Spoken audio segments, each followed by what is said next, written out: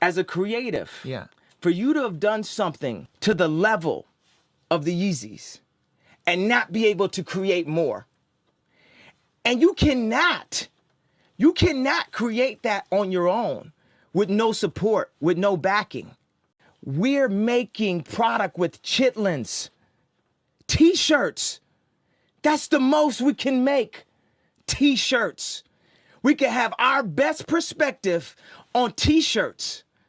But if it's anything else, your Truman Show boat is hitting the wall. What people don't realize is I want to make uniforms for my high school basketball team through brand Yeezy.